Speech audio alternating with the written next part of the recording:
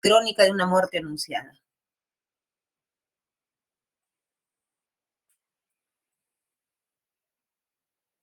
Listo, Miss, muchas gracias. Gracias a ti, Jonathan. Chicos, ¿cómo están? Ni uno me ha saludado. Buenas noches. ¿Cómo estás, Frank? ¿Qué tal? Solo Frank me ha saludado. Bueno, con todo el salón, buenas noches. ¿Cómo están, chicos? Gerardo, Yameli, con todos ustedes, muy buenas noches. Es un gusto volver a estar con ustedes. María Cristina, Alessandra, ¿qué tal? ¿Cómo están todos ustedes, chicos? Y todo el salón 301B, ¿no? De biomédicas, muy bien. Ani, ¿cómo están? Mayra, qué gusto volver a verlos, volver a estar con verlos, no, pero por lo menos estar conectada con ustedes. ¿Qué tal Mayra, César y con todo el salón? Chicos, vamos a pasar ya a la literatura hispanoamericana o latinoamericana esta noche, ¿no? Esta semana 11, ya en la etapa final de este Seprunza. Así que voy a pasar a compartir la pantalla y vamos a entrar con el gran Gabriel García Márquez, un autor también que estuvo dentro del boom latinoamericano, ¿sí? Al fin, Gavito, dice Gerardo. Muy bien, exacto, Gavito, su hipocorístico, ¿no? Muy bien, vamos a pasar entonces a compartir la pantalla y me esperan solo unos segunditos. Gracias.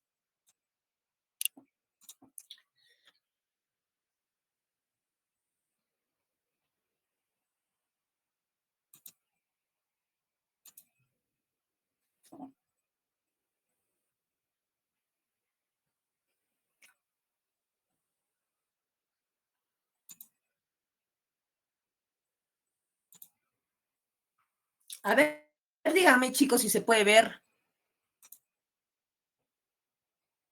Por favor, ahí. ¿Se puede ver? Ok, muchísimas gracias. Muy bien. Ahí está Gabriel García Márquez, también conocido como el Gabo, ¿no? Que es un hipocorístico de su nombre, ¿no? O sea, de Gabriel Gabo, pues, ¿no? De Gabriela Gaby, de Rosario Charo, de Roxana Chana. Esos son hipocorísticos, ¿no? Formas cariñosas y coloquiales de tratar a una persona. ¿Listo? Muy bien. Vamos ahora a pasar a ver la biografía de Gabriel García Márquez, pero algo sabrán de él, ¿no? Me imagino que saben que es el autor de Cien años de soledad, también ganador del Premio Nobel de Literatura, colombiano, latinoamericano, ¿no? Orgullo también para los latinos, ¿no? Muy bien. Autor, por ejemplo, aparte de Cien años de soledad, de El coronel la hojarasca, La mala hora, El relato de un náufrago, algunos cuentos, ¿no? Libros de cuentos, por ejemplo, los 12 cuentos peregrinos, etcétera, etcétera, ¿no? Muy bien, vamos a pasar a ver la biografía de ese magnífico autor colombiano y latinoamericano. Muy bien, vamos. A ver, acá dice, Gabriel García Márquez nació en Aracataca, Colombia, cuando un 6 de marzo de 1927. Fue hijo de Gabriel Eligio García y de Luisa Santiaga Márquez Iguará, ¿ya? Por problemas conyugales de sus padres, Gabriel Eligio García y Luisa Santiago Márquez, es que ellos lo envían a vivir desde muy chiquitito con sus abuelos maternos, y por eso fue criado por sus abuelos maternos, que se llamaban Tranquilina Iguarán y el coronel Nicolás Márquez, ¿no? Ellos dos influyeron fuertemente en su literatura, fueron los primeros que influyeron en su deseo de ser literato y en su manera de escribir, ¿ya? Ya vamos a ver cómo, en forma breve, más adelante. A ver, seguimos. Cursó estudios secundarios en el Colegio Jesuita San José, ¿no? En el año de 1940 en Aracataca, pero después fue enviado a Bogotá, la capital de Colombia, ¿ya? Y ahí lo reubican en el Liceo Nacional de Zipaquirá, que es una población a 1 hora de Bogotá, y ahí culmina sus estudios secundarios. Quiere decir que él estaba estudiando en otro sitio, parte de su secundaria, así es. Y al final, ya en los últimos años de la secundaria, lo reubican en el Liceo Nacional de Zipaquirá, un pueblito cerquita a la capital que es Bogotá, en Colombia, ¿no? Y ahí en Zipaquirá va a terminar sus estudios secundarios. Nos quedamos un momento ahí en lo que es su biografía y vamos a detenernos un momentito. ¿Cómo es que influyeron sus abuelos los primeros, ¿no? Que influenciaron en el deseo de ser literato, en su realismo, en el realismo mágico, que es su corriente literaria de él, en su forma de escribir, en sus personajes, cómo es que influyeron sus abuelos, ¿no? Primero tendríamos que hablar de Tranquilina Iguarán. Ella es su abuela, ¿no? La esposa del coronel Nicolás Márquez. Bueno, ella Es señalada por el mismo Gabriel García Márquez como su primera y principal influencia literaria. Su primera y principal, dice, influencia literaria por boca del propio Gabriel. ¿Y por qué Miss? Porque su abuela dice que le contaba historias extraordinarias de una manera completamente natural, como si para ella esas historias extraordinarias, inexplicables, que a ella le ocurrieron, según ella, eran naturales, eran cotidianas para ella, ¿no? Es como si a mí mi abuela me cuenta pues, una historia de que, y es cierto, ¿eh? Yo tenía a mi bisabuelita que a mí me contaba historias, y eso no escapa de la realidad. Las abuelitas, las bisabuelitas son así. Mi bisabuelita vivía allá en Characato, ahí tenía su chacrita y a veces yo me iba unos 10 días en vacaciones, en el colegio. Si abuela se acuerda, a mí me acuerdo pues, todavía. ¿Ya? Entonces ahí, de repente, no sé, le encantaba contar sus historias de cuando era joven, caminaba por la chacra, miraba cosas, miraba una cosa, pero la que más me acuerdo es cuando se encontró con un chancho, dice. Ella caminaba por la chacra, no había luz, hijita, me decía. Y yo, atenta a sus historias, aunque yo no se las creía, pero me fascinaba y me cautivaba, me atrapaba mi bisabuela con su manera de contar, en serio, que son cautivantes las abuelitas, o las bisabuelitas, no sé. En el caso no era mi bisabuela, pero era tremendamente natural la manera en que realmente sí me contaba las cosas. O sea, me decía que ella caminaba un día en la chacra, ahí por donde están los ciruelos, hija, ¿te acuerdas? Sí, sí, sí, sí, me acuerdo. No, claro, sí conozco. Ya, por ahí yo me encontré un chancho pues grande y no me dejaba caminar, hijita. ¿Y qué pasó? Nada, ven, yo me movía, el chancho se movía, me movía, se movía, me dio miedo, ya de hacerse de noche, y yo le pegué al chancho en la patita, no quería pegarle, pero ¿qué voy a hacer con mi palo que tenía ahí, con el que me guío yo? Y siempre, pues, y me gritó el chancho, no me pegue, comadre. ¿Quién habló? Le dije yo, el chancho, pues, hijita. Ah, ¿y quién era? Era mi comadre, pues la habían hechizado, la habían convertido en chancho. ¿Quién? La Dominga, ¿la conoces? Sí, todavía está viva, le dije, sí la conozco. Era viejita la Dominga, me acuerdo que existiera su vecina.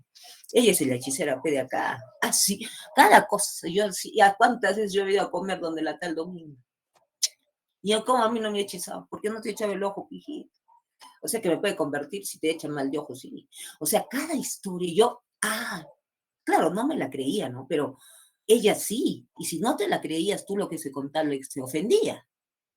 Y para ella era perfectamente natural.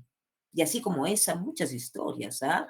Extraordinarias, quizá fantásticas, mágicas, puede ser, inexplicables, claro, dentro de una realidad que es Characato, una chacra, un pueblo, una ciudad, qué sé yo, es un pueblo en este caso. Igualito le ocurría a Gabriel García Márquez con su abuela. Dice que le contaba historias, por eso dice, contaba, la trataba lo extraordinario como algo perfectamente natural cuando contaba historias. Ahí está, igualito. Y lo extraordinario es eso, pues aparecidos que lo convirtieron en chancho a mi compadre, que lo convirtieron en sapo a la vecina de acá, a mi tía tal, así. Y ella lo contaba naturalísimo. Igual dice García Márquez, que ponía dentro de eso extraordinario que ella contaba, una naturalidad que para ella era totalmente cierto. Entonces eso lo inspiró a García Márquez más adelante, cuando pensó ya en ser literato, y dijo, ¿y por qué no escribo de una manera donde ya algunos autores lo han hecho, pero yo quiero poner en boga esta manera de escribir, en la que se mezcla pues la fantasía con la realidad maravillosamente, ¿no? Y es ella como influye pues en su corriente literaria llamada realismo mágico, que es aquella corriente pues, que mezcla hechos no tanto fantásticos en el caso de García Márquez, sino extraordinarios, inexplicables, mágicos, y que se mezclan con hechos cotidianos, con una realidad, dentro de un pueblo, dentro de algo real, o suceden estos hechos, y a los personajes de sus cuentos, de sus novelas, les parece algo naturalísimo que ocurra esto, no les llama la atención. Ellos lo ven como algo normal, como lo veía su abuela cuando contaba esas historias. Ella es quien inspira en hacer más fuerte esa corriente llamada realismo mágico, que es una manera de escribir excelente. ¿Ya? Ahora, su abuelo, ¿cómo influenció? En los personajes, en la política. Él mucho le contaba sobre las dictaduras que habían habido en Colombia, la guerra de los 1000 días, los enfrentamientos de los obreros bananeros, ¿no? Eh, contra los jefes y todo eso. ¿no? Los hacendados y todos los acontecimientos sociopolíticos que hubieron en Aracataca, en Colombia, en Bogotá, en donde había intervenido su abuelo. Y esas historias él las va a plasmar también en su novela, en sus novelas, en sus cuentos, en algunos hechos políticos, aunque los toque con fantasía, pero los va a plasmar ahí. Algunos coroneles va a poner, quizá algunos con la misma personalidad de su abuelo, etc.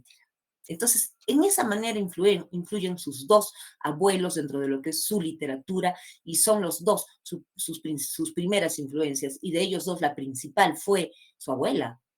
Ella le inspiró la corriente literaria, realismo mágico. ¿Ya? Muy bien, seguimos ahora con su biografía.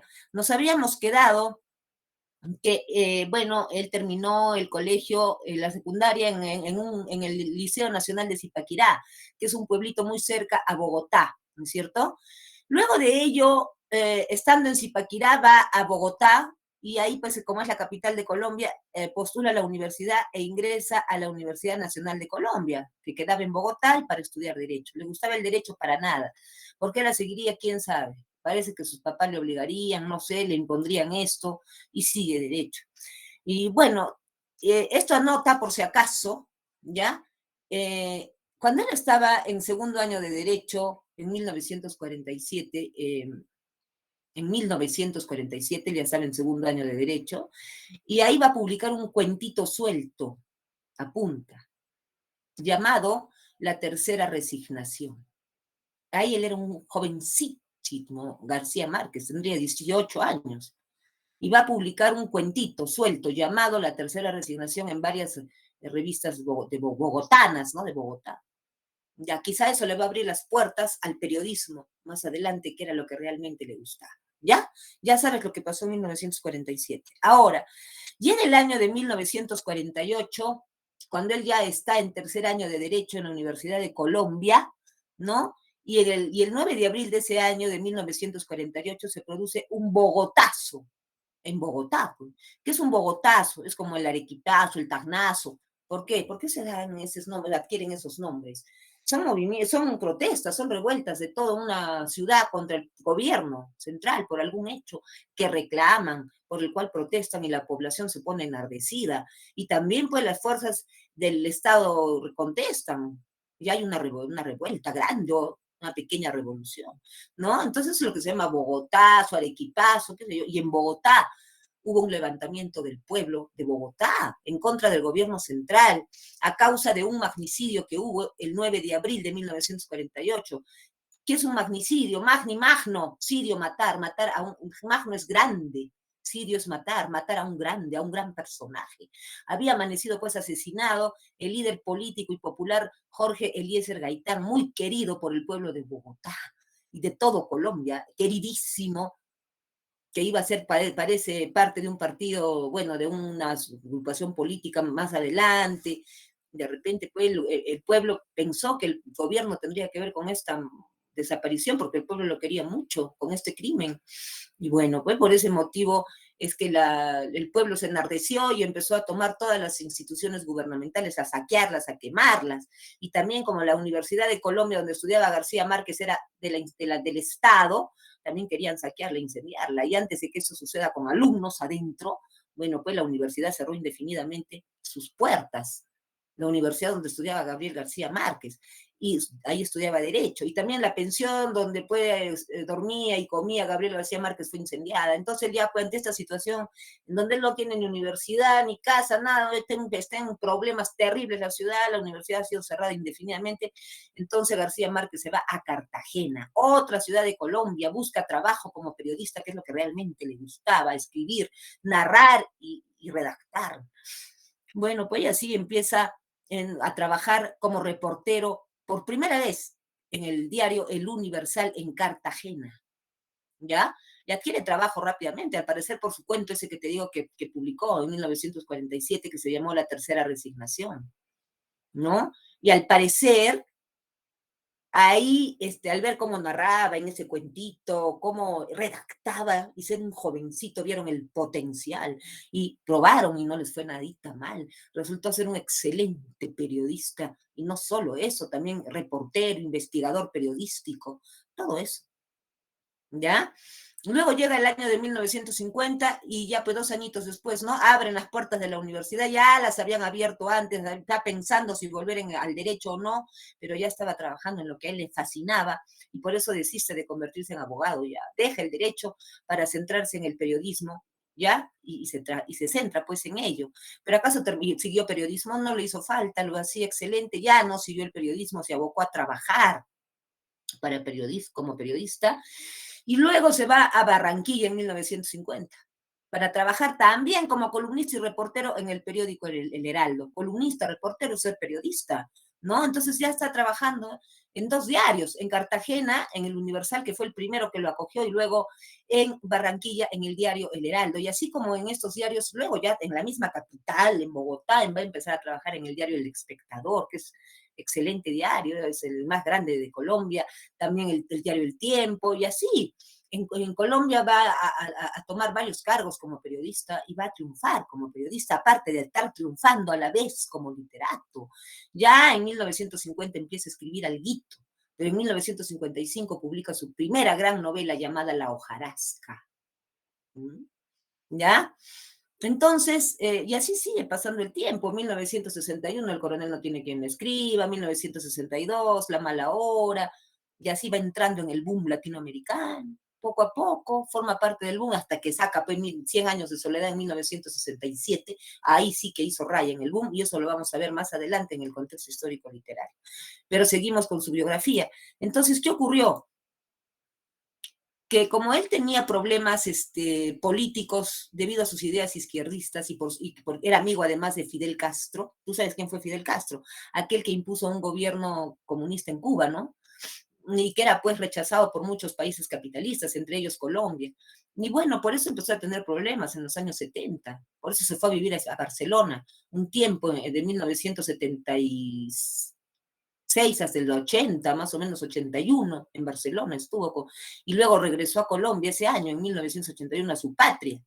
Pero se vuelve a encontrar con Fidel Castro, le toman fotos, es visto por los periodistas, y otra vez tiene problemas políticos, y tiene que huir de Colombia. Y él mismo busca su asilo, busca es un autoexilio, él se va solito a otro y busca asilo político en México, el país donde vivió hasta su muerte. Y en México siguió escribiendo, produciendo hasta el final de sus días, ¿no? Casi hasta el final de sus días. Y así llega el año de 1982 y estando él en México recibe la noticia de que era ganador del Premio Nobel de Literatura, por lo cual tuvo que viajar a su academia sueca y recibir dicho premio en 1982, mientras vivía en México. Luego sigue escribiendo, sigue publicando en los años 80 y 81, en el 81 ya había sacado también Crónica de una muerte anunciada, ¿no? Y así, en el 85 va a escribir El amor en los tiempos del cólera y sigue produciendo hasta que llega el año de 1999 y le fue diagnosticado un cáncer linfático. Enfermedad con la cual vivió mucho tiempo, empezó a tratarse inmediatamente, pero le duró la enfermedad, menos mal, pudo hacerla durar mucho tiempo, porque a causa de esta enfermedad que lo fue debilitando poco a poco, ya pues finalmente lo internan en el Instituto Nacional de Ciencias Médicas y Nutrición en México, donde finalmente fallece un 17 de abril del 2014 a los 87 años de edad, García Márquez, por este cáncer con el que ya no pudo luchar más. ¿Listo? Bueno, ¿está clara la biografía? Hablen, solamente soy oídos, díganme sí o no. Sí, solo un joven. Vaya, muy bien. ¿Alguien más? Sí mismo. Ok, gracias chicos. Vamos a pasar al contexto histórico literario de una vez. En realidad el contexto histórico literario es muy corto, él está dentro del boom, su contexto está más dentro del boom, porque ya tú sabes qué es el boom, eso ya no te lo voy a explicar porque lo sabes muy bien, lo hemos explicado detenidamente cuando hicimos la semana pasada a Mario Vargas Llosa, ¿no? Pero sabemos que fue un fenómeno literario y editorial, ¿no? Donde se vendieron muchas obras latinoamericanas en las librerías europeas, moviendo los cimientos literarios en Europa. Y eso ocurrió también con Gabriel García Márquez, que fue un escritor muy importante dentro de este fenómeno, llamado boom, ¿no? Por la manera en que él, por 100 años de soledad, llega a ser el más importante en el boom, o quizá uno de los más importantes, depende de cada crítico y cómo lo mire cada uno, ¿no? Ya, pero fue un grande dentro del boom. Él hizo raya dentro del boom, como se dice. Más que Mario Vargas Llosa, todos hicieron, fueron fabulosos. Pero Gabriel García Márquez en ventas y en lo que es fama, creció más que los demás en el boom. Y en todo el mundo. ¿Por qué? A ver, mira, García Márquez ya había empezado a escribir, como ya te lo he dicho, entre los años 60 y 70, libros como El coronel no tiene quien escribe en 1961, que si bien lo publica en 1961, entra al boom, lo traducen a idiomas europeos y es vendido en librerías del boom en el 63, 64. Ya lo conocen a Gabo en el boom, tiene su jale, ¿no? Pero todavía no está llegando su máximo momento en el boom.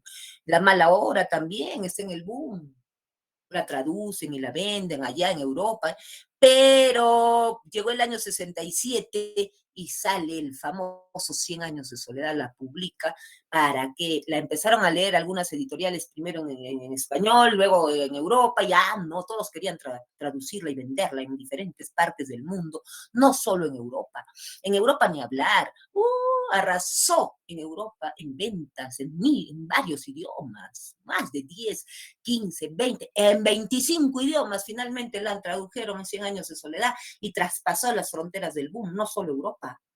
Ya hay 100 años de soledad, se fue hasta Asia, hasta en esos idiomas la han publicado. Entonces, es conocida por ello casi mundialmente. ¿Ya? Hay un antes y un después para Gabriel García Márquez. Un antes de 100 años de soledad y un después, porque antes ya era conocido, sí, famoso, sí, pero con 100 años de soledad se triplicó su fama, se triplicó su dinero, se triplicó todo en su vida, se hizo el hombre, uno de los hombres más famosos, no solo en Europa, en muchas partes del mundo, por 100 años de soledad, que todo el mundo lo empezó a leer y hasta ahora se lee, y uno la puede leer 3 veces y no te cansas de leer. ¿Ya? Ahora, después de 100 años de soledad, que fue lo máximo en ventas, sigue con el boom y escribe, por ejemplo, este relato que se llama Monólogo de Isabel viendo llover en Macondo, que es un relato cortito, que la publica primero en 1955, pero le saca una segunda edición en 1969 y está dentro del boom todavía. También la traducen y se sigue vendiendo en el boom. Ya era García Márquez era leído con más intereses de 100 años de soledad. Y Relato de un náufrago, que la publica en 1970, que todavía está el boom ahí latente, todavía ya está llegando al final, pero es el boom, y también la traducen y va dentro del boom. Entonces fue grande en el boom García Márquez, pero lo que le marcó aquí, la fama, la notoriedad, la economía, se la triplicó a las editoriales también, fue 100 años de soledad. ¿Ya? Bueno, es por eso dice que esta novela fue de suma importancia dentro del boom, dice. Ahora, el Gabo fue un escritor que no solo hizo aportes al boom, sino a la humanidad. ¿Cómo a la humanidad? Por esta novela, claro, primero por esta novela sobre todo, ¿no? Pero claro, por muchas otras que también han llegado a diferentes partes del mundo, ¿no? Pero 100 años de soledad ha llegado a más países que otras obras del Gabo y de otros autores latinoamericanos. Entonces, el aporte que él tiene para la humanidad es el realismo mágico, esta corriente literaria tan hermosa que se hace famosa casi a nivel mundial, este tipo de escritura, es un tipo de escritura. Toda corriente literaria es una manera de escribir. Los realistas urbanos escriben de acuerdo a la ciudad, a los hechos que ocurren en la ciudad, con un lenguaje de ciudad, describiendo calles, avenidas, es una manera de escribir. El realismo mágico describe, ¿no? Poniendo hechos fantásticos, o pero más que fantásticos, mágicos, irracionales, inexplicables, dentro de una realidad. Hermoso también, es una manera de escribir muy bella. En 100 años de soledad, por ejemplo, ahí te habla de la familia Buendía, sobre los que, bueno, hay 100 años de soledad se llama, ya eso es muy largo, tenemos que explicar pues todo el título, es difícil de connotar, pero se explica una generación tras otra y tras otra de la familia Buendía. Bueno, en la total aquí que la última generación, porque se dice que tenían una maldición por practicar el incesto, casarse entre familiares, y finalmente les echan una maldición, pero no venía esa maldición, solo en sentirse solos en el pueblo de Macondo. Bueno, cada uno tenía sus propias maneras de soledad, de sentirse solo, de alejarse el uno del otro. Ya estaban mal en los matrimonios de diferentes generaciones, pero a la última generación de los Buendía en Macondo, que ya estaba también decayendo Macondo como pueblo, se estaba quedando solo y sin habitantes, estaba decayendo. Nace ahí un niñito con cola de chancho, de cerdo, Eso es fantástico, Miss, dentro de una realidad que es un pueblo. Macondo es imaginario, pero puede ser un pueblo cualquiera, una ciudad cualquiera.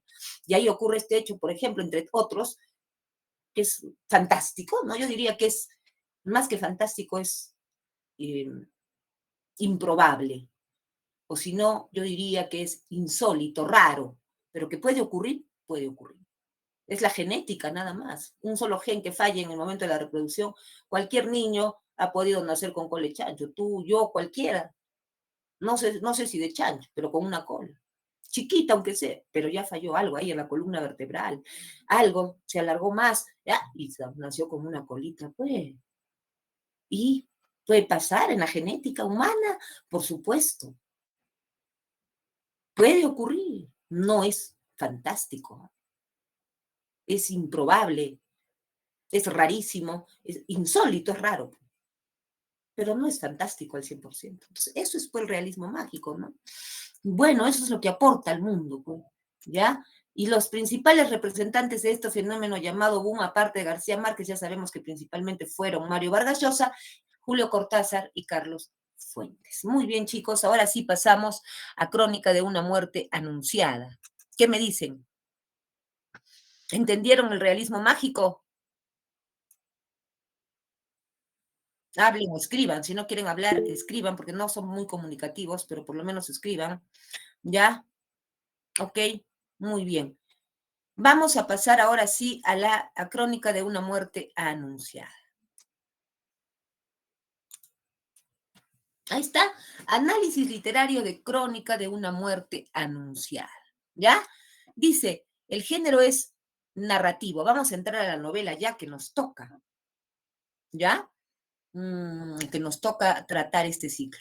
El género es narrativo, especie novela, que es una novela narrada en forma de crónica periodística. ¿Ya? Pero vamos a ver eso primero y luego vamos a analizar por qué se llama crónica de una muerte anunciada. Vamos a ver por qué, ¿no?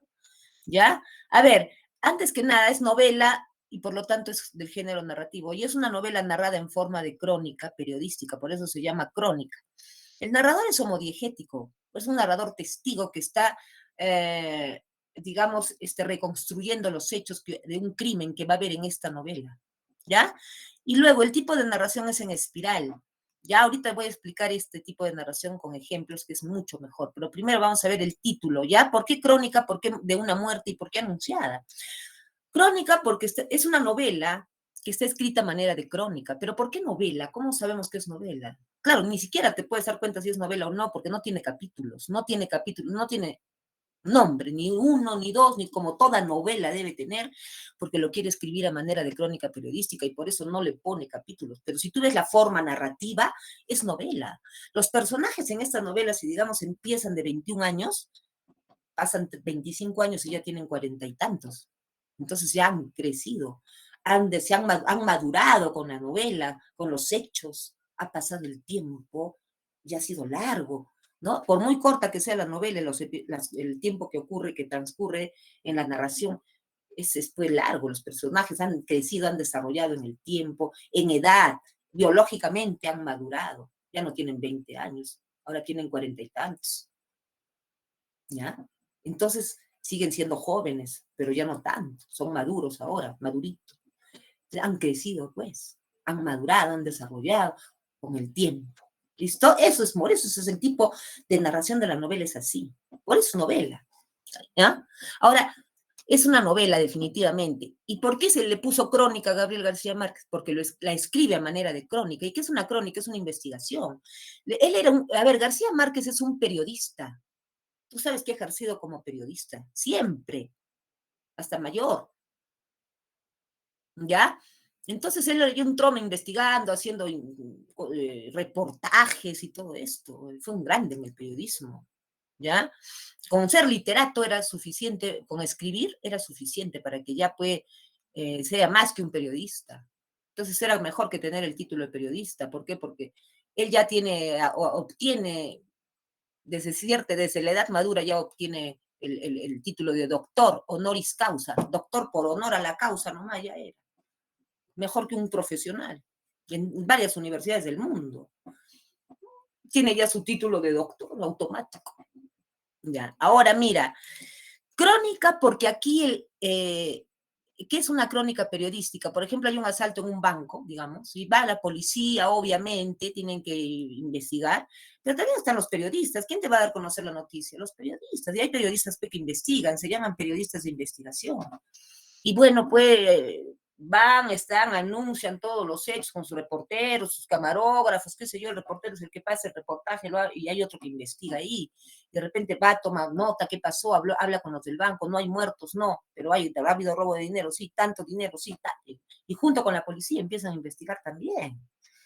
Si la policía no da con la banda que entró y se fue, que estaban con pasamontañas, qué sé yo, bueno, pues ellos tratan de investigar por su lado también, y después van a la policía, comparan hechos, y así eso van escribiendo su crónica. ¿Qué están haciendo ellos? Tal día fueron acá, tal día fueron allá, se sabe de esta banda tal cosa, creo que se está ubicando a la banda, según la policía dijo esto, y eso te van poniendo los periodistas en fechas, lo que hicieron, lo que van haciendo, y a las 2 semanas desde el robo, en una revista semanal, publican esa crónica, que todavía no está concluida en su investigación, digamos, de repente sacan otra en la siguiente semana, pero ya están, ponen su investigación ahí. ¿Ya? Entonces, en esa forma de reconstruir los hechos, es que narra Gabriel García Márquez esta novela, de manera de crónica, ¿no? Periodística. Ahora, ¿por qué de una muerte? Porque acá hay un crimen, hay una muerte, pues. Es una tragedia. ¿Ya? ¿Y por qué anunciada? Porque los asesinos, los que van a matar a la persona que aquí muere, anuncian la muerte. Vamos a matar a tal persona, con sus cuchillos en mano, vamos a matar, eran 2, vamos a matar a tal persona, y lo anunciaban a todo el pueblo. Y fueron anunciando la muerte. Y por eso crónica de una muerte anunciada, que no se pudo evitar, aunque todos la sabían. Parte del realismo mágico, muy insólito. En un pueblo pequeñito iban anunciando la muerte y nadie los pudo detener porque nadie les creía, porque se reían, porque creían que era broma, porque no eran asesinos, no eran delincuentes, eran chicos normales. Y sin embargo, enfurecidos, que asesinaron finalmente. Nadie los pudo detener. Quizás se confabuló el destino, cosas de la vida o cosas del realismo mágico extrañas, raras, insólitas, que nadie los pudo detener o nadie le pudo avisar al asesinado que se escape. En un pueblo tan chiquitito, nadie lo pudo hacer. Y la muerte finalmente anunciada se concreta. ¿Ya? Bueno, pero este hecho de la muerte, del asesinato, del crimen, no crean que es inventado por Gabriel García Márquez, ¿no? A él le pasa eso. A él lo matan, no puede darse, no lo matan, pero sí matan a su amigo. Igual que acá. Por ejemplo, a ver, García Márquez en el año, esto se basa en el siguiente hecho, esta novela.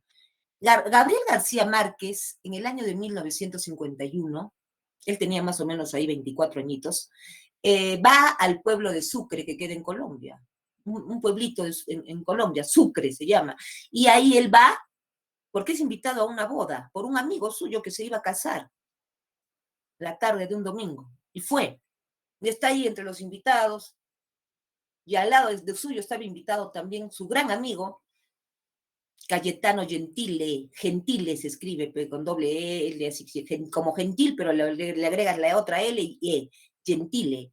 Era un amigo de descendencia italiana de Gabriel García Márquez en la vida real. Pasó la boda, todo, que era un domingo, y el lunes por la madrugada lo asesinaron a Cayetano Gentile. ¿Quiénes? Los hermanos de la novia, en Sucre. Y eso pasó en la vida real.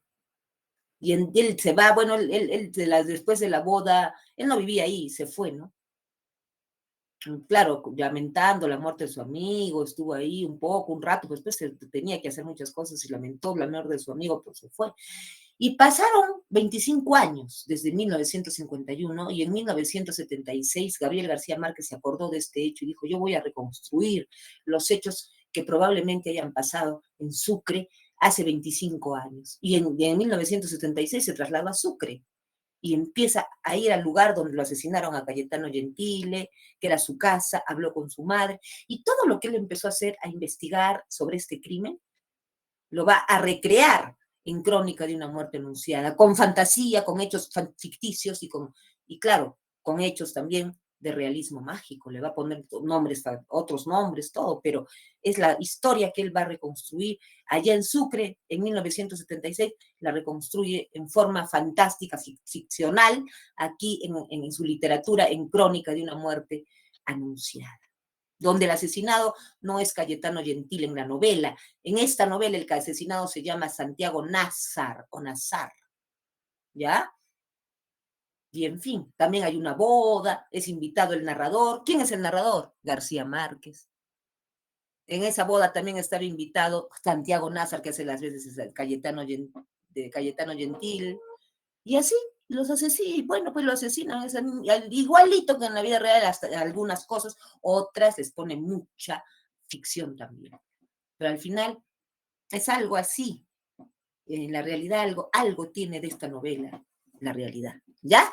Muy bien. Ahora, el narrador es homodiegético, porque ¿quién narra?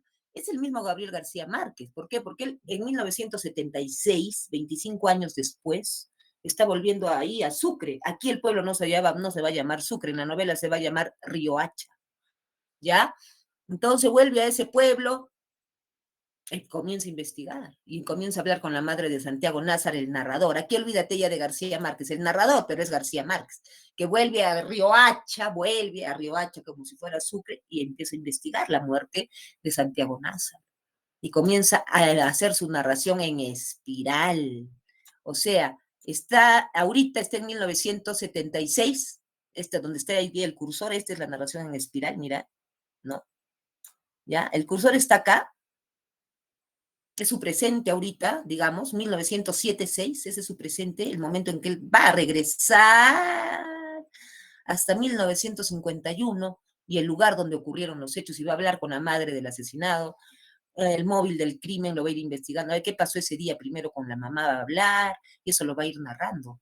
¿Qué pasó el día que lo iban a matar? ¿Qué pasó el día de la boda? Y así, ¿qué pasó todo ese día que lo iban a matar? Y ahí, y vuelve a 1976 y te vuelve a narrar en el presente, y así vuelve a entrar al pasado otra vez a 1951, 57, el lugar, los años en que ocurrieron los hechos, los años 51, donde se inicia, 52, hasta cuando todos los años que duró este proceso de este crimen, y así va saliendo otra vez a 1976 y te vuelve a narrar en el presente. O sea, entra al pasado, sale al presente, entra al pasado, sale al presente. Es una narración en espiral. ¿Ya? Muy bien, chicos. Entonces espero que hayan entendido hasta aquí. ¿Ya? Ahora, vamos a seguir viendo, ¿no? La corriente literaria es realismo mágico, tiene de realismo mágico esta novela, no parece tanto que hubiera, pero porque no hay como colita de chancho, no hay algo así tan escandaloso como ese hecho, pero sí son hechos que son raros, insólitos que se dan aquí, ¿ya? A ver, la corriente literaria es realismo mágico, y la estructura que dice que, bueno, en realidad la novela transcurre solamente prácticamente en horas. En la tarde del domingo, la tarde y la noche del domingo en que se casa una pareja, ¿ya? Y acá también se va a ver una boda en esta novela, y la mañana del lunes en que asesinan a Santiago Nazar, ¿ya? Y son los hermanos de la novia que se está casando los que asesinan a Santiago Nazar, que se llaman Pedro y Pablo Vicario, y son gemelos, ¿ya? Bueno, y la mañana de lunes asesinan a Santiago Nazar, ¿ya? Pero esta historia tan cortita en los hechos que sucedieron tan rápido, en realidad está organizada en 5 partes, pero 5 capítulos, porque es novela. Claro que estos capítulos, tú miras en tu tomo, ahí está la novela, y tú vas a ver que no tiene capítulo 1, no dice mis, no dice capítulo 2 tampoco, ni 3, ni 4, ni 5, no. Pero yo sí te los he puesto acá para que te ubiques, es ayudarte en nuestro objetivo a ingresar. Entonces tú tienes que ubicarte dónde empieza el capítulo 1, ¿no? Nos presenta el protagonista Santiago Nazar, ahí comienza diciendo, ¿no? El día que lo iban a matar, Santiago Nazar despertó inquieto y se vistió de blanco, y en fin, se soñó, contó su sueño, etcétera, etcétera.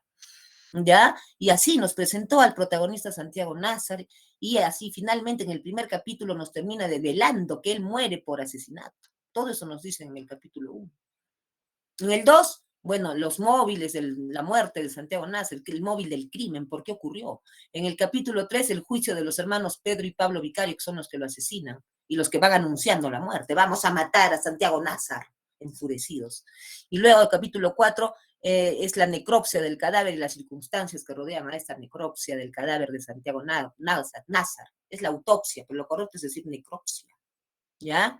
Capítulo 5, ahí viene ya la reconstrucción de los hechos y te da una idea general de lo que pudo haber ocurrido en aquel día. ¿Ya?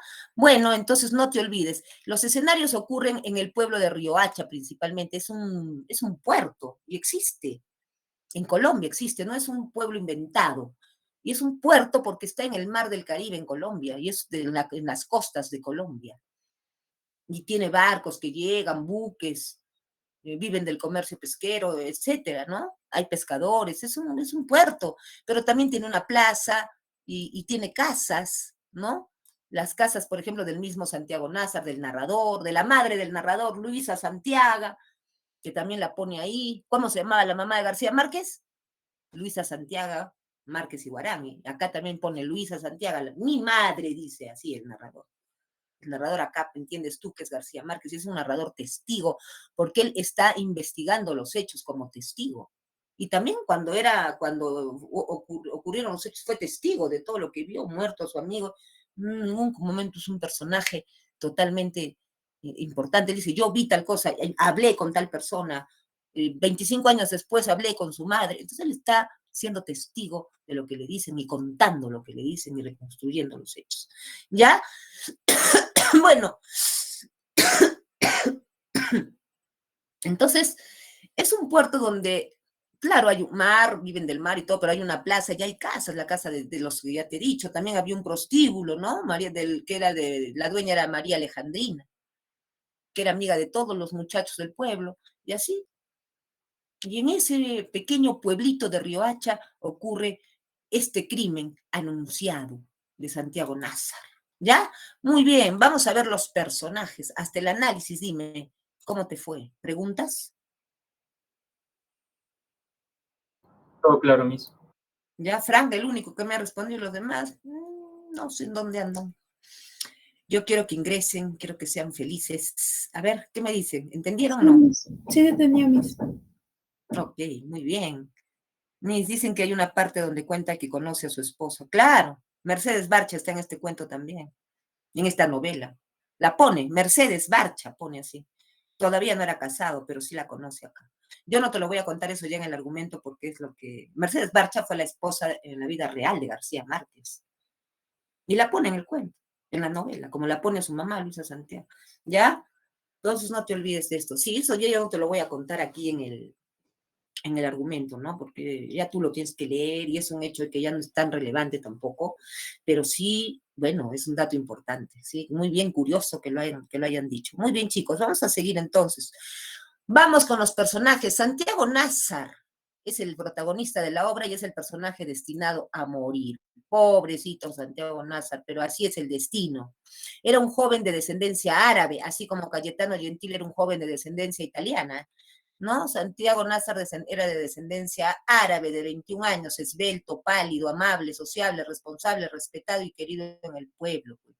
Y se hacía cargo de la hacienda familiar que se llamaba El Divino Rostro, que le había dejado su padre, que ya había fallecido, que se llamaba Ibrahim Nazar, árabe puro, su papá.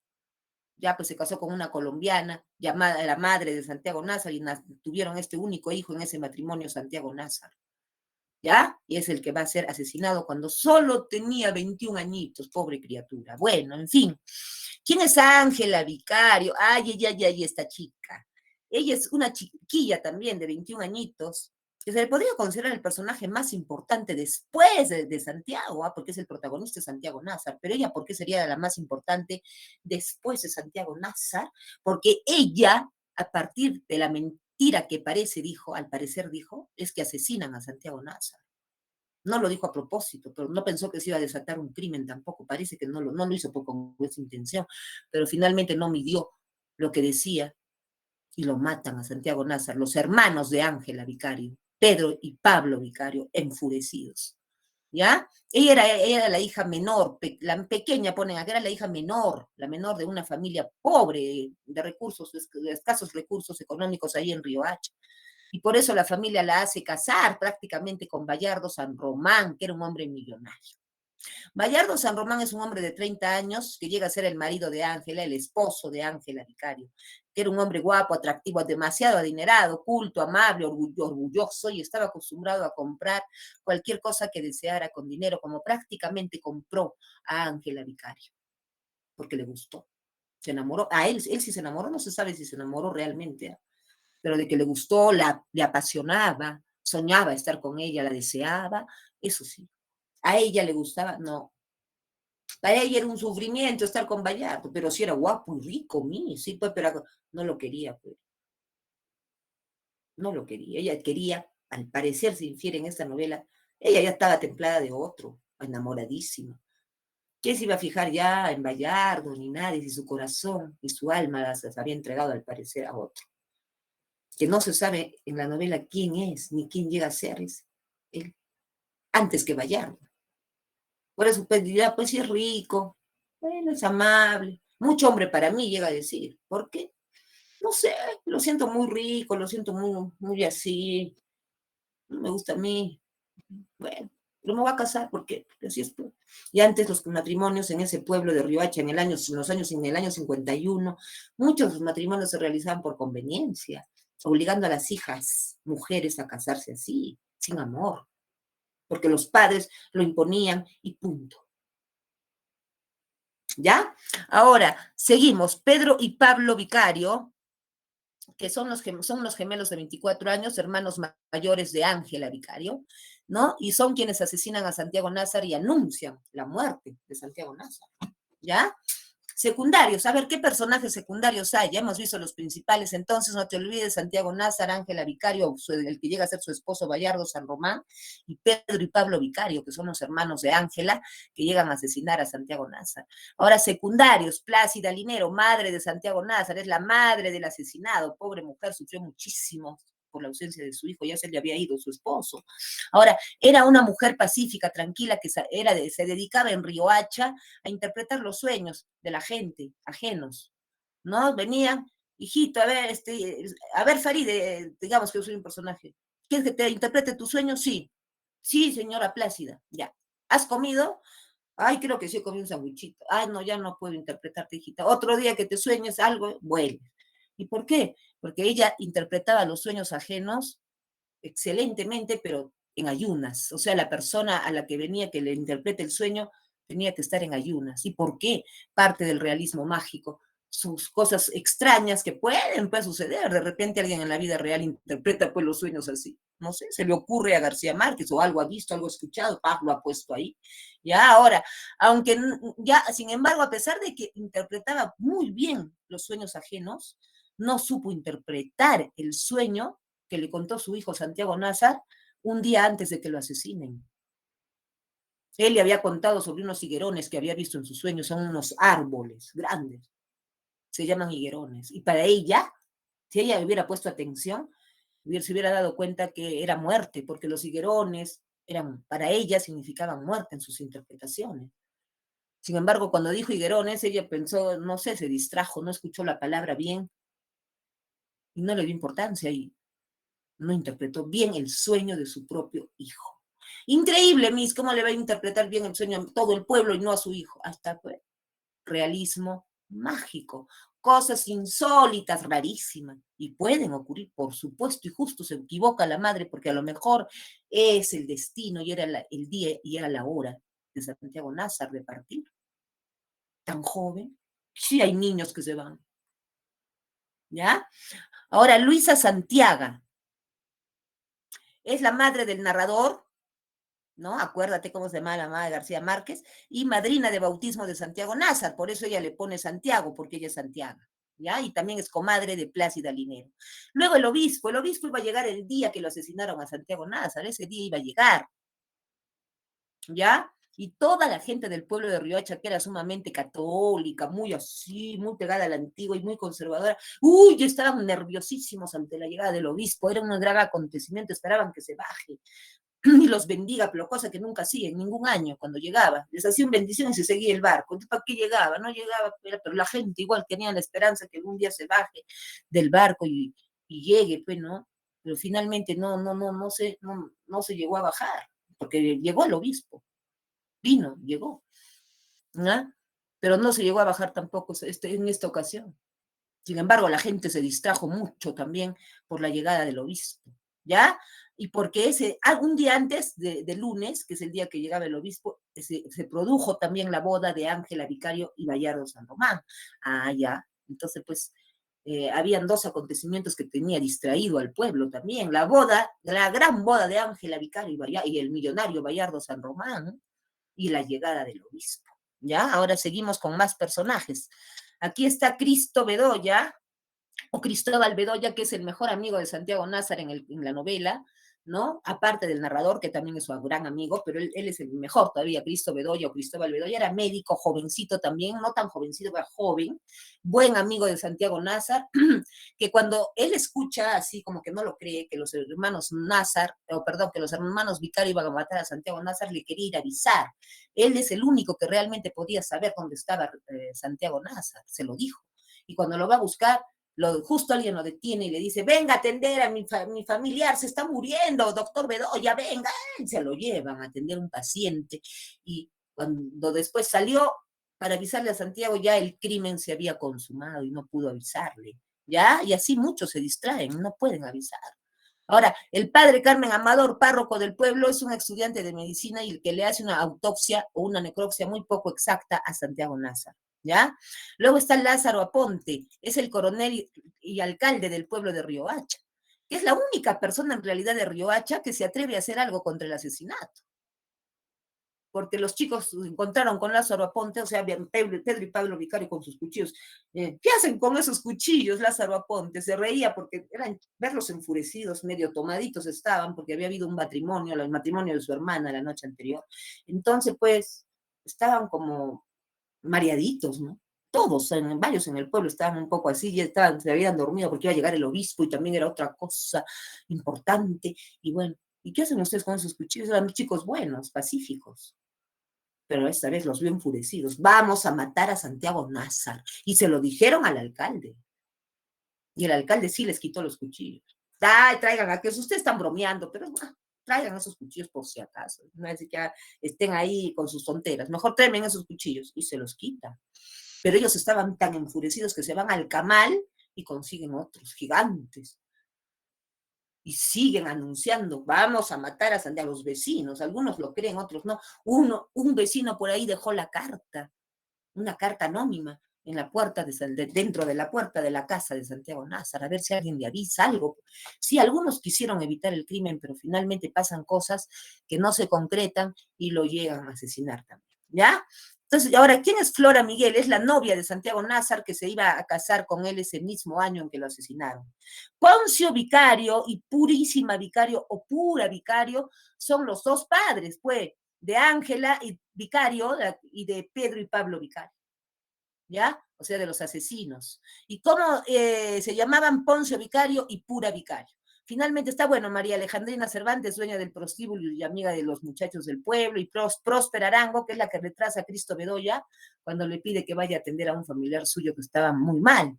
Y también era la dueña de una lechería, que es un lugar ahí acá estratégico, en el cual los hermanos vicarios se van a posicionar para ver los movimientos de Santiago Nazar y poder perseguirlo claramente y asesinarlo.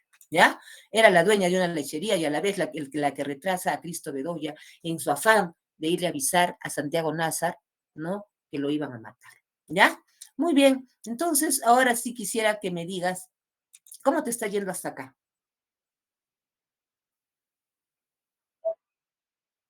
¿Qué?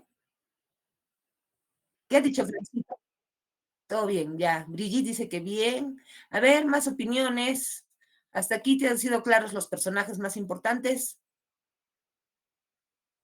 Ya. Sabes que ocurre un crimen, que es anunciado y que hay hechos que finalmente no se van a poder evitar y el crimen va a ocurrir. ¿Ya? Muy bien. Bien, chicos. Entonces, gracias por escribir y a los chicos y chicas que han escrito y vamos a seguir entonces con la diapositiva. A ver, ahora sí pasamos a el resumen, el argumento de Crónica de una muerte anunciada. ¿Ya? Muy bien. Aquí en esta, digamos, es los años 51, el año 51, años 50.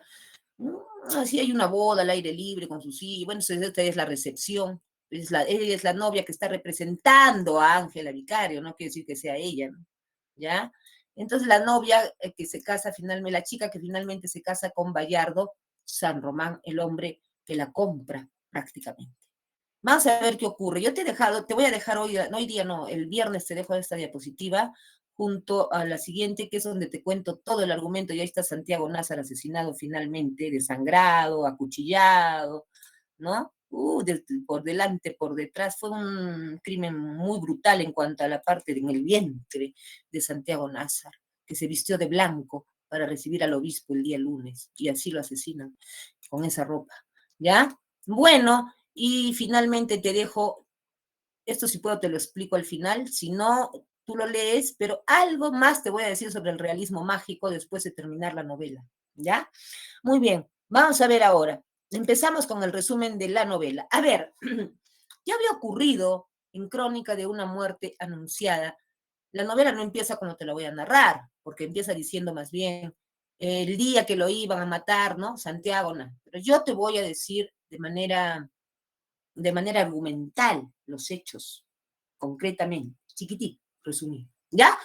Bueno, con esta imagen, para no aburrirnos tanto, entonces aquí vemos que Ángela Vicario, no, perdón, ella es la novia, ¿no? Ahí está, la novia, ya, esta es la boda, y en esta boda van a ocurrir muchas cosas. Pero primero vamos a ver qué pasa en la historia. Bayardo San Román, ya tú sabes quién es, en los personajes te lo he dicho, llega al pueblo de Riohacha porque era un hombre muy adinerado, que además tenía negocios en el pueblo de Riohacha, ¿ya? Y llega a este pueblo para concretar esos negocios que tenía ahí. Y también porque, miren, es un hombre que ya era pues sumamente adinerado, casi millonario, ¿ya? Entonces tenía 30 años, era algo mayor que Ángela, algo, ¿no? Unos 9 años mayor que Ángela. No es tanto en realidad. Hay parejas que se casan así ni se nota mucho. Con el tiempo, quizá, y aún así, ni tanto, ¿ah? ¿Ya? Entonces, ella quiere pues casarse, tiene 30 años. Y siempre las chicas que había tenido antes, siempre se daba cuenta él que lo miraban por esto, por su billete, pero no por lo que él era. Sin embargo, cuando conoce a Ángela, lo que la enamora, lo enamora a él, o por lo menos lo que le produce ese deseo por Ángela, es que ella pues lo mira sin interés, como cualquier cosa, porque parece enamorada de otro, ¿ya? Entonces, pues, llega a Riohacha, Bayardo, y un día de tantos que está haciendo ahí sus negocios, entra a una tienda pública, un lugar donde se compra las cosas, ¿no? No sé, no te dicen qué tipo de tienda es, simplemente un comercio, y ahí se ve, así, voltea y ve a una linda muchacha, porque Ángela era muy bonita, según él, porque para mí todas las mujeres son bellas, ¿sabes? No importa la edad que tengas, eres bella siempre. Desde que naces hasta los 100 años eres bella, ¿ya? Entonces, mira, a Bayardo le impresionó la belleza de Ángela, y cuando la vio se quedó prendado. Ella lo miró y él le dijo hola, y ella, buenos días, sin ningún interés siguió mirando las cosas, pero él se insistió en ese desinterés, nadie la había mirado con tanto desinterés, y eso le llamó la atención de ella, claro, y entonces él se le acercó, hola, mi nombre es Bayardo San Román, ¿cómo está? Qué gusto. Y seguía mirando las cosas. Tu nombre, Ángela, ¿por qué? Quiero conocerte. Bueno, ya me conoces, ¿no? Bueno, bien, bien seca. Bueno, la verdad que quisiera conocerte. Ya me conoces, pues, seamos amigos. Bueno, pues ya será con el tiempo, ya no quería saber nada. Y la cosa es que ahí quedó, pues ya sabía que se llamaba Ángela, le preguntó su apellido Vicario, averiguó, investigó y fue a visitar su casa de Ángela. Con el dinero, él creía que podía hacer gran cosa y eso le dio seguridad. Entonces, va donde, porque además en esa época también era normal comprar prácticamente a la novia. Más o menos, no siempre, ya en el 51, ya no estamos hablando de los años 20, ni 30. Ya había modernizado mucho esto, pero en algunos pueblos quedaba la costumbre, todavía. ¿Ya? Entonces, Bayardo San Román va a la casa de la familia Vicario, vio que era una familia pues, pobre, mejor para él, manera buena de ganarse a Ángela, habla con los padres, los encanta, les cae muy bien, en primer lugar les cae súper bien, es agradable, pues. Bayardo San Román es agradable y no es mala persona, pero sí es machista, bien machista, eso sí, como la mayoría, como era la sociedad en esta novela. Entonces, pero no es malo tampoco.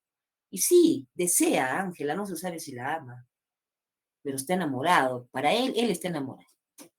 Va y les habla a sus padres y a ver si puede salir con ella, cortejarla, o sea, visitarla, enamorarla. Y le dijeron que sí, pero ¿cómo no? Vieron que tenía dinero, al toque nomás a ellos les convenía. Y él se dio cuenta que era por eso. Bueno, no importa con tal de tener a Ángela, enamorarla, lograr que me llegue a querer. Si es que ya no me quiere, o de repente no me quiere, voy a ver, bueno, y empieza a cortejarla, y Ángela salía con él, más aburrida la pobre, con una cara salía que parece que estuviera saliendo con su verdugo y no con su no enamorado. ¿Por qué tan seria? Él le iba hablando agradablemente, no era malo, de verdad le gustaba. Y ella, pues, no sé si eso se le puede llamar enamoramiento, pero era una manera de enamorar. Y finalmente es poco el tiempo en el que están juntos, realmente así como novios. Les pide la mano rapidísimo a los 2 meses y a los 3 meses se casan. Se produce esta gran boda que es fastuosa. Bayardo San Román no escatimó en gastos, puso alimentos, todo en la mesa de la plaza, una mesa gigante, donde el pueblo, casi todo el pueblo estaba invitado. Era pequeñito el pueblo. Y se produce la boda, Ángela se viste con un traje de novia, bueno, pues no escatiman en eso, bellísima Ángela Vicario, con ese día de su boda te pones más bella todavía el día que ya vas a ver cuando te cases, te emociona a mí. Sí, la verdad sí, pero tienes que estar enamorada, ¿ya? Ya, entonces, pero ella no fue, no, no lo quería Bayardo, para nada, y la estaban obligando sus padres. Le estaban cambiando su vida, estaban manejando su vida. Y nadie decía nada, era normal. Entonces, pues, y lo peor que ella amaba a otro, bueno, fuera que no hubiera estado enamorada de nadie, quizá lo hubiera llegado a querer a Bayardo, pero así no. No, ya no le entraba otro en su corazón, parece. Y la cosa es que llega el día de la boda, es fastuosa y está invitado casi todo el pueblo de Riohacha. ¿Está invitado el narrador? Claro que sí. Y la mamá del narrador, Luisa Santiago, ¿cómo no? Si es su madrina de Santiago Nazar y tiene que estar ahí Santiago Nazar porque también es amigo de la familia Vicario. El asesinado era amigo de la familia Vicario. Sí, y si no era amigo, era por lo menos conocido y bastante, conversaba con ellos. Entonces, ahí todos se conocían. Ahora, estaban ahí los hermanos Vicario, ¿cómo no? Pues invitados de sobra, pues eran los hermanos de Ángela, de la novia. Los cuñados de Bayardo San Román. La familia San Román había llegado desde la capital para estar en esta boda. La familia adineradísima de Bayardo San Román. Entonces, pues, empieza a darse la boda, el padre Carmen Amador los casa, ya, bueno, después de esto hay una recepción así, digamos así, como esta es muy moderna la foto, ¿no? Es como una recepción así, pero algo parecido. Hay una fiesta, en este caso es en la plaza, donde hay una mesa grande y con alimentos y todo. Hay una, como se dice coloquialmente, una jarana, pues, una fiesta por la boda, sí, pues claro que sí. Y ahí están todos jaraneando, bailando, los novios también. Ángela tiene que sonreír a la fuerza un poco, pues tiene que sonreír. Y Gallardo también yo estaba contento, ¿eh? Decía, ya tengo, si no me ama, lograré que me ame. Ni no sabía lo que iba a ocurrir, ¿no? Entonces, digamos que se casan y así va transcurriendo la tarde del domingo, porque se casan un domingo, transcurre la tarde en que se casan, y así llega la noche, sigue la fiesta, ya va llegando las horas más altas de la noche, quizá 9, 10, ya los novios se retiran. Y también los invitados empiezan a irse, quizá ya más tarde, 11 de la noche, 12, no te lo dicen eso en la novela, tienes que inferir más o menos, porque el crimen sucede en la madrugadita del lunes, del día siguiente, las primeras horas, puede ser 5:30, 6 de la mañana, 6. Entonces, pues más o menos calcula, pues a qué hora termina toda esta situación de la fiesta. Tienes que calcular, inferir, hipotetizar, extrapolar. Entonces, pues, todos se van ya menos los jóvenes, varones. ¿Y quiénes son? Ahí están pues los amigos que han estado ahí en la boda. Los hermanos Vicario, los dos se quedan. Se queda Cristo Bedoya, se queda Santiago Nazar y se queda el narrador, los 4. Los 5, son 5 jóvenes, que dicen, vámonos a seguirla al prostíbulo, vamos a la casa de María Alejandrina, ya está. Y ahí se fueron a tomar sus tragos con María Alejandrina, que los atendía siempre con cariño, y a seguir ahí el jijiji, el jajaja, y esto, y toma, y trago, y trago. Y así avanzaron las horas, ya no era 10, ya no era 11 de la noche, ya quisieran horas más lejanas, quizá 1 de la madrugada, por ahí, ¿no? Siguen ellos festejando.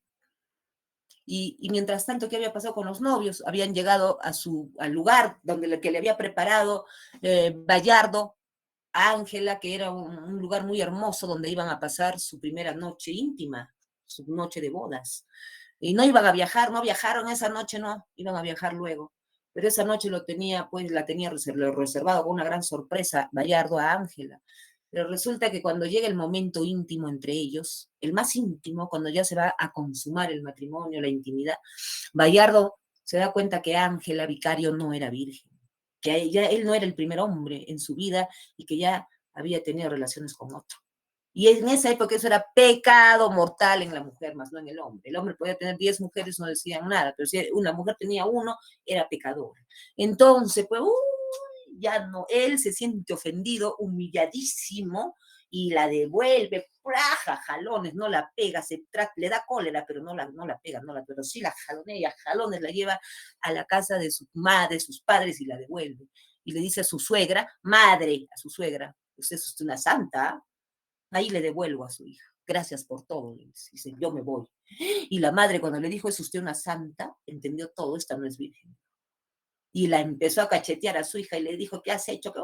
Y Ángela Vicario llorando. Esa fue su noche de bodas para Bayardo, que él se fue muy triste de Riohacha a los pocos días de ese hecho. Mientras tanto, los hermanos Vicario ya salieran del prostíbulo, ya se despedían. Los hermanos Vicarios se despedían de Santiago, del narrador, se despedían también de Cristo Bedoya, ya los 5 jóvenes que iban a ir a sus casas. Pero Cristo Bedoya se quedó un ratito con Santiago Nazar y Santiago Nazar le dijo, voy a ir a mi casa, voy a vestirme de blanco porque mi madre me ha mandado mañana para ver unos asuntos del obispo y tengo que poner mi traje blanco, en fin. Y de ahí me voy a ir a la casa de Flora, Miguel, que es mi novia, y de ahí era pues la novia de Santiago, y de ahí voy a ir, de ahí de frente, ya pues ya va a ser amanecida, me iré pues de frente donde el obispo, pues. Quizá algo duerma, no lo sé. Bueno, pero eso lo dice a Cristo Bedoya, un ratito ya, mientras tanto el narrador se había ido a su casa, los vicarios ya llegaron a su casa y la encuentran a su hermana, ¿y qué hace acá?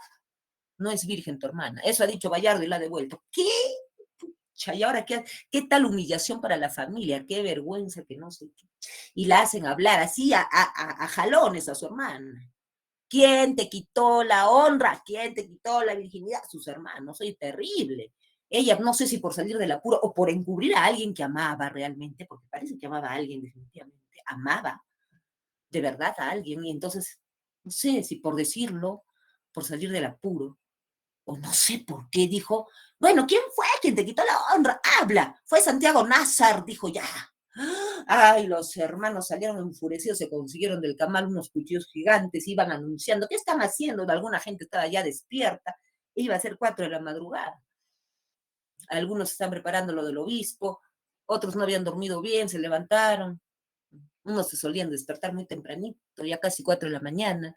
¿Qué haces con eso? ¿Qué hacen con esos cuchillos? ¿Qué?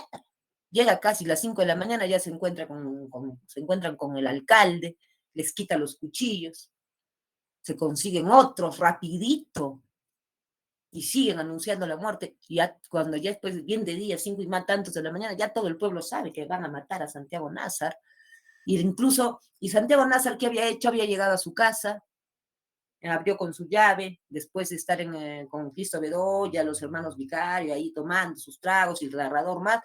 Bueno, llegó a su casa, abrió la puerta, la empleada lo vio entrar, ¿no? Era todavía entre las 3:30, casi 4 de la mañana sería, pues. Y cuando entró Santiago Nazar a su casa, y bueno, se vistió de blanco y bajó, y se volvió a ir. Y ya le habían dejado esa carta que te digo, donde le decían que lo iban a matar y que escape, pero no la vio. Y salió, y la empleada lo vio salir. Bueno, salió hacia la casa de su novia Flora Miguel, como él dijo, un rato, ¿no? Ya iba a amanecer y se iba a ir donde el párroco, a ver unos asuntos de que iba a llegar el obispo. Bueno, la cosa es que los hermanos Vicario, pues, lo seguían, ya todo el pueblo sabía, y le querían avisar, le tocaron la puerta a Plácida Linero, pero estaba durmiendo. La mamá, a la casa de Santiago, tocaron la puerta, algunos vecinos no abrían la puerta, estaban durmiendo, parece. Porque dice que ya apenas se fue Santiago Nazar, la madre le preguntó a la empleada, ¿mi hijo entró? ¿Mi hijo llegó? Sí, sí, señora, porque la empleada lo vio entrar, pero no lo vio salir. Entonces, como le dijo, sí, allá tranca la puerta, y trancó la puerta por dentro. Entonces ya todos, ya pues, parece que siguieron durmiendo.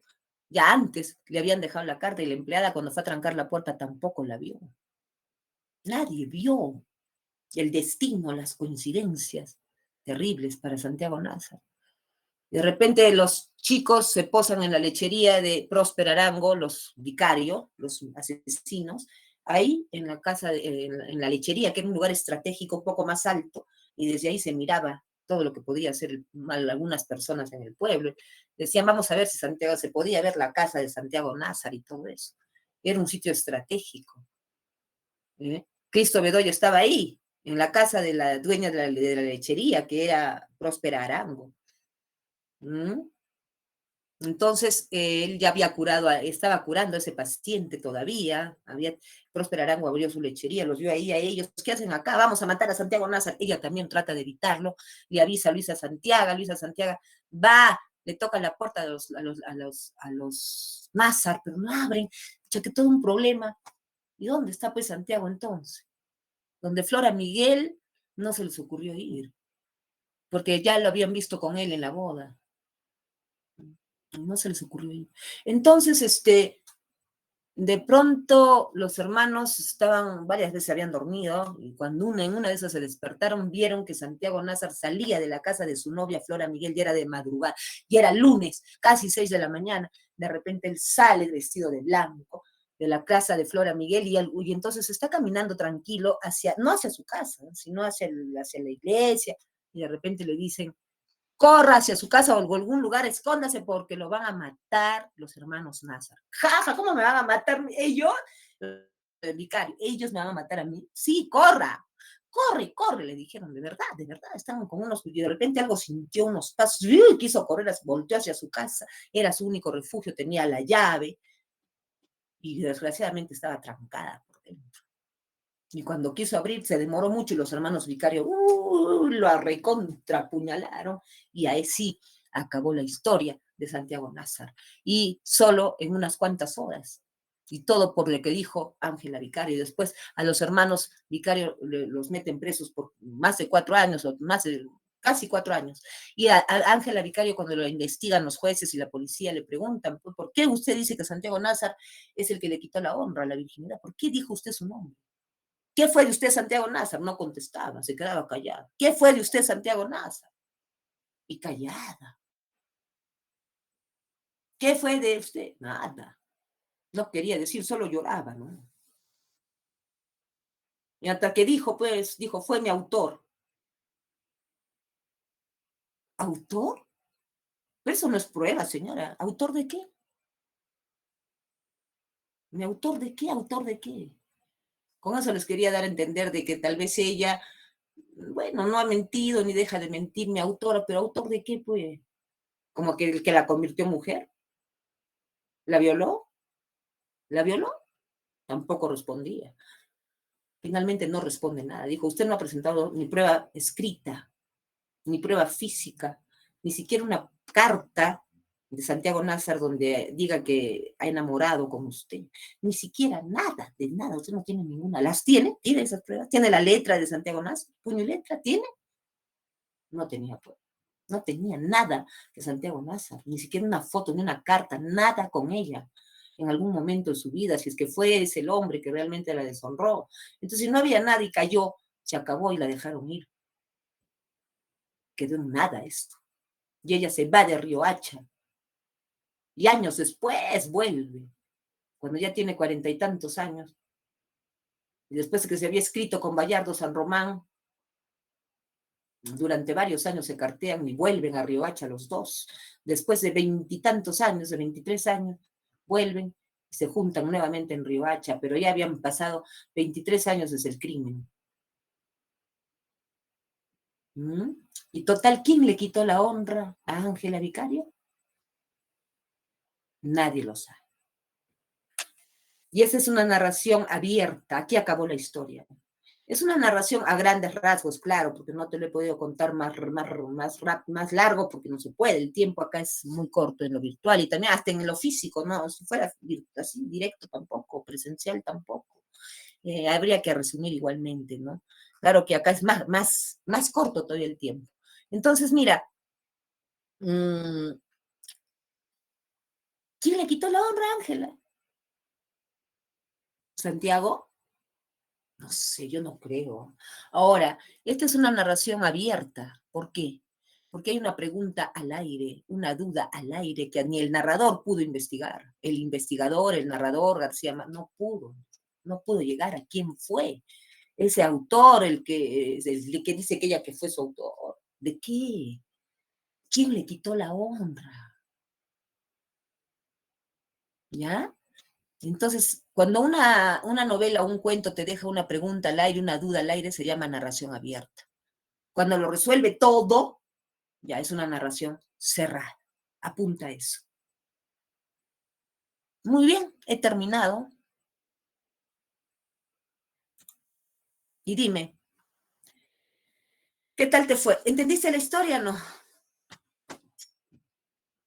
Sí, Miss. Bueno, nadie habla.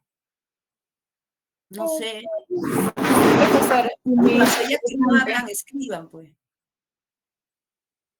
Ya, ¿qué opinas? Muy bien, ok. ¿Qué te pareció la novela, la historia?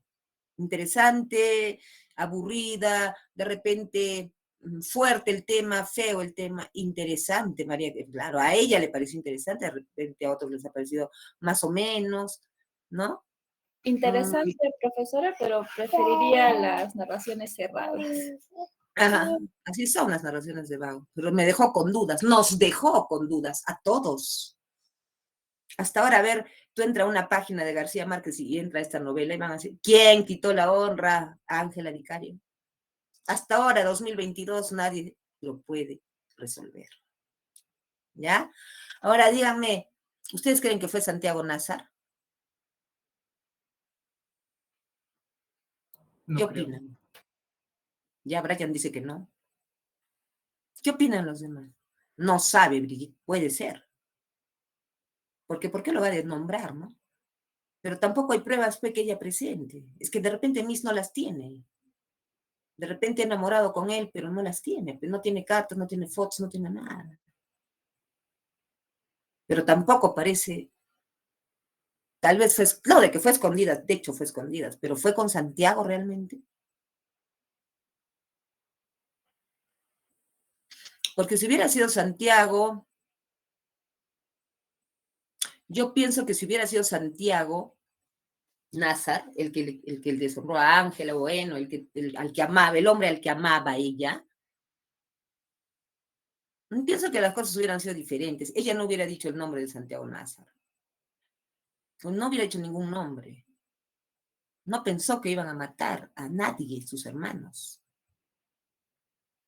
Lo dijo porque tal vez Santiago Nazar era amigo de sus hermanos, lo conocían, sabían que era un hombre tranquilo, pero no pensaron que sus hermanos iban a llegar tan lejos y no midió sus palabras.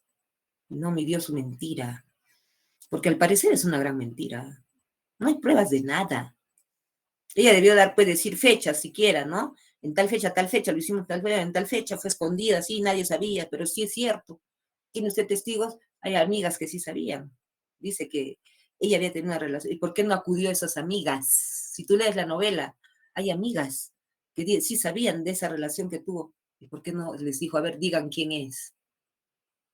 Y cuando las llamaron, ellas dijeron que no sabían nada. Entonces no fue Santiago. ¿Quién fue? En el aire. ¿Ya? Muy bien. Vamos a pasar a la práctica. Hay un ratito, chicos. Voy a voltear el chat. Siempre me olvido. Esto es tremendo. Ahí está, el chat. Vamos a ver. Aquí. A ver, uno. La mujer que acusa a Santiago Nazar de haber perdido su honra es A. Flora Miguel. B. Divina Flor. Ya. E. Muy bien, Ángela Vicario. 2. La corriente del realismo mágico consiste en arte de magia. B. Mezclar realidad y fantasía. C. Personajes maravillosos. B. Muy bien. Mezclar realidad y fantasía, o si no, hechos insólitos o raros, aunque no sean muy fantásticos. Ya. 3. ¿Qué información es incorrecta sobre el realismo mágico? El realismo mágico nos presenta ideologías de una manera profundamente simbólica. B. Los autores mezclan lo real con lo fantástico. C. Las magias de los cuentos vienen de las tramas complejas y bien estructuradas. D. Transforman perfectamente lo irreal en lo común. Y su sentido mágico y cautivador está expresado en su objetividad, orientación y creencias. Aquí la respuesta es esta, y acá les ayudo. ¿Por qué? Les ayudo porque digamos que es una pregunta que tienes que leer mucho, ¿no? Y puedes equivocarte ahora que estamos un poquito apurados por el tiempo, pero a ver, ¿por qué sería la 3? Vamos a ver la sustentación.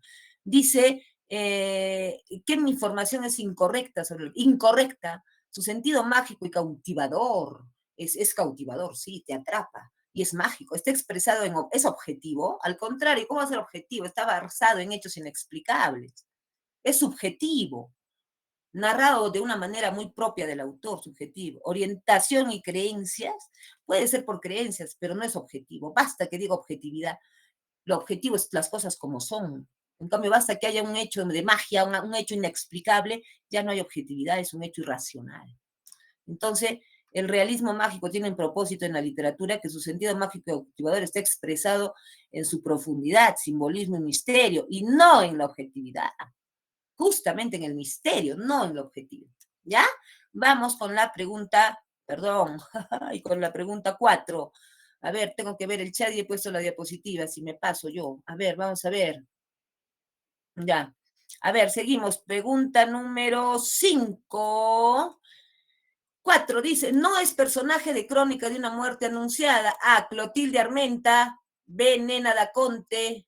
Perfecto, Nena da Conte, porque ella pertenece al cuento que se llama El rastro de tu sangre en la nieve, ¿ya? Que también es de García Márquez, pero es de un cuento. Faceta relacionada con el escritor Gabriel García Márquez. A, pintor. B, músico. C, D, muy bien, periodista. 6. Es la madre de Santiago Nazar en Crónica de una muerte anunciada. A, Pura Vicario. B, Plácida Linero. C. Ángela Vicario. D. Perfecto. Mercedes Barch es la esposa del narrador, la que llega a ser su esposa. Ya bien, acá es la B, Plácida Linero, la madre de Santiago Nazar. Perfecto. Pregunta 7. El escritor colombiano Gabriel García Márquez recibió el Premio Nobel de Literatura en el año... muy bien, 1982. Vamos a ver, pregunta 8, y de ahí voy a pasar a 2 inferenciales, siquiera, que tengan texto, parte, fragmento de la obra, ¿ya? Dice, según se afirma en la novela Crónica de una muerte anunciada, al protagonista se le puso el nombre por su madrina de bautismo, que era A, la madre del narrador. B, Margot, tía de Ángela Vicario. C, la dueña de la bodega llamada Clotilde Armenta, una amiga de la madre de Bayardo San Román. Claro, la madre del narrador, Santiago, Luisa Santiago, y pues le pusieron Santiago, ¿ya? Muy bien, vamos a ver, este es importante, es literal, pero es muy bonita.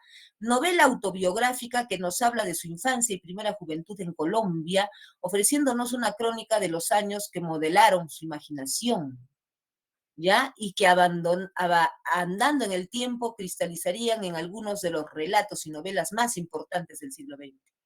La de, muy bien, Vivir para contar, la linda, linda novela, ¿no? Autobiográfica de Gabriel García Márquez. Ahora sí, vamos a pasar a Crónica de una muerte anunciada, ¿ya? A ver, ¿qué infieren de este pedazo? Ya saben la historia en general, ¿no? A ver, dice, estaba haciendo un tiempo de Navidad, ha dicho mi hermana Margot. ¿Quién es Margot? Hermana del narrador. García Márquez tenía en la vida real una hermana llamada Margot. Margot García Márquez, ¿ya? Pero acá la pone también en la novela. Si tú eres hija de Luisa Santiago, vas a ver a lo largo de la novela. Estaba haciendo un tiempo de Navidad, ha dicho mi hermana Margot, dice, eso dice el narrador, él está narrando. Lo que pasó, según ella, fue que el silbato del buque soltó un chorro de vapor a presión al pasar frente al puerto y dejó ensopados a los que estaban más cerca de la orilla. Fue una ilusión fugaz. El obispo empezó a hacer la señal de la cruz en el aire frente a la muchedumbre del muelle y después siguió haciéndola de memoria, sin malicia ni inspiración, hasta que el buque se perdió de vista y solo quedó el alboroto de los gallos. En el fragmento citado se infiere que el obispo bendijo a los presentes desde el buque, B, se estaba despidiendo de Riohacha, C, la gente del pueblo se despedía del obispo, D, el buque del obispo desembarcó en Riohacha, E, no se bajó del buque. A ver, ¿qué infieres ahí?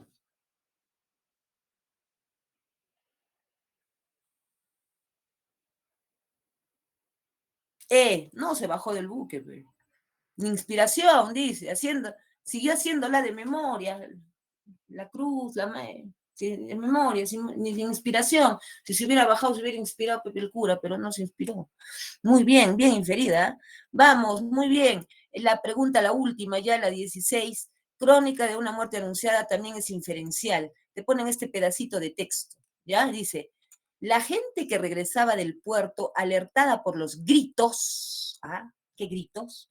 Empezó a tomar posiciones en la plaza para presenciar el crimen. Ya, sí, que la gente se había juntado, pero no pudieron evitar. En su casa fue, sí, pero cerca de la plaza, pues si estaba al frente de la plaza, su casa de Santiago Nazar. Ahora, la gente se había situado en la plaza como en los días de desfiles.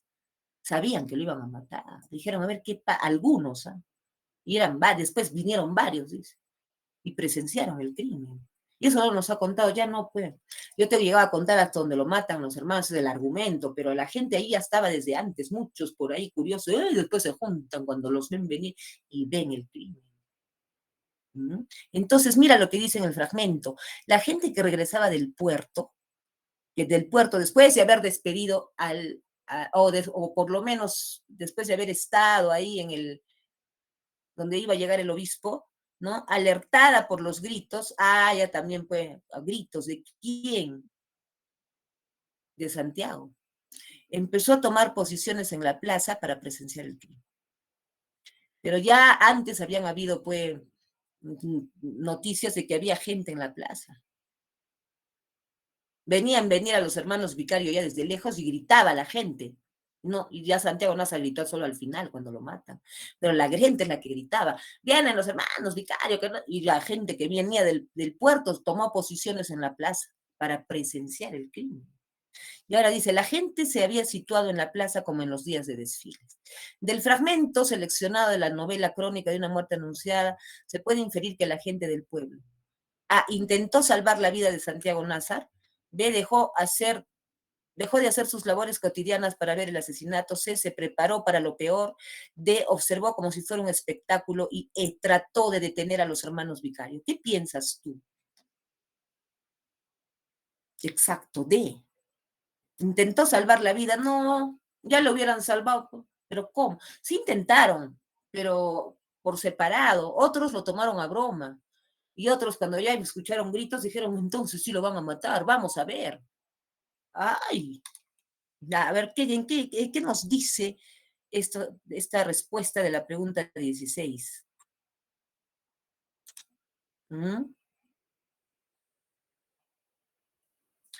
Dice, todo el pueblo siguió atentamente el desarrollo de los acontecimientos para con el asesinato de Santiago Nazar hasta el punto de observarlo como un espectáculo. Claro, porque al final decían, a ver, ¿lo matarán?